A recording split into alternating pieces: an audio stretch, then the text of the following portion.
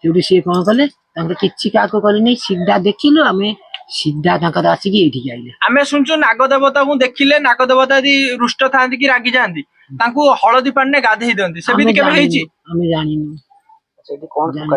ଏଠି ସବୁ ଆପଣ ଦେଖିବାରେ ଏଠି ଭାଗବତ ଗୀତା ଆଦି ସବୁ ଥୁଆ ହେଇଛି, ଠାକୁରଙ୍କୁ ପୂଜା ଅର୍ଚ୍ଚନା ହଉଛି। 2 ବର୍ଷ ହେଲାଣି ତ ଆପଣ ଏଇ ପୀଠର ମାନେ ଗାରିମା ପ୍ରକାଶିତ ହେଲା। ଏ ପୀଠରେ 2 ବର୍ଷ ଭିତରେ ଏଠି କଣ ସବୁ ନାମ ଯଜ୍ଞ ସଂକୀର୍ତ୍ତନ କଣ ସବୁ ହେଇଛି ସେ ବିଷୟରେ ମା ଟିକେ କହିବେ? କେତେ ଏଠିକି ସାଧୁ ସନ୍ଥ ସବୁ ଆସୁଛନ୍ତି ଦୁନିଆ ଆଡୁ ଆଉଛନ୍ତି। ଆଜ୍ଞା, ଦେଖିଲା ପରେ କେବେ ଗୋଟେ ସାଧୁ ସନ୍ଥ ପୂଜା ହେଲା ଦିନ ଆଉ ଦେଖା ଦଉନାହାନ୍ତି। ନୀତି କ୍ରାନ୍ତିରେ ରହିଲା ପରେ ପ୍ରଭୁ ଆଉ ଦେଖା ଦଉନାହାନ୍ତି। ତଥାପି ଏ ଜାଗାରେ ଏଇ ଯୋଉ ବିଚିତ୍ର ଏତେ ବଡ ହୁଙ୍କାଦେରେ ପ୍ରଭୁ ଅନନ୍ତ ବିଜୟ କରିଛନ୍ତି। ଆପଣ ତ କହୁଥିଲେ କାହାର ସେ କ୍ଷତି କରୁନାହାନ୍ତି ଯେ ଏଠିକି ତଳୁ ମନ୍ଦିର ହବ। ମାନେ ଆ ତଳୁ ଗୋଟେ ଗୁପ୍ତ କଥାରେ ଗୋଟେ କଥା କହିଲେ, ଗୁପ୍ତ କଥାଟା କହିଲେ ଆ ତଳୁ ମନ୍ଦିର ବାହାରିବ ଯେ କି ମନ୍ଦିର ହବ।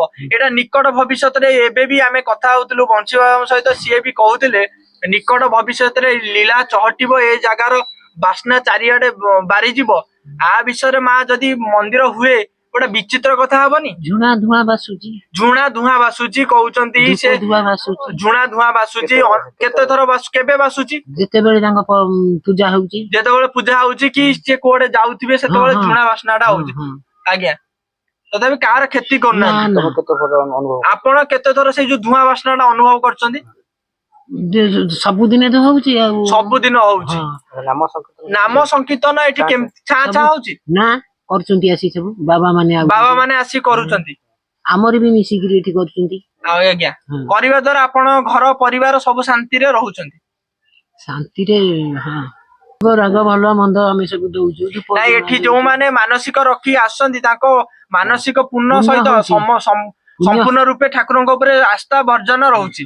ପୁଣ୍ୟ ହଉଛି ଦଉଛନ୍ତି ସବୁ ଆଣିକିରି ଠାକୁରଙ୍କ ପାଇଁ। ଶାଢୀ ଯୋଉ ଧୋତି ଧୂପ ଭୋଗ ରାଗ ସବୁ ଆଣୁଛନ୍ତି। ମାନେ ଯାହାର ଯୋଉ ମାନସିକ ପୂର୍ଣ୍ଣ ହୁଏ, ଯିଏ ଯାହା ମନ ରଖିଥାଏ ସିଏ ଆଣିକି ଦଉଛି।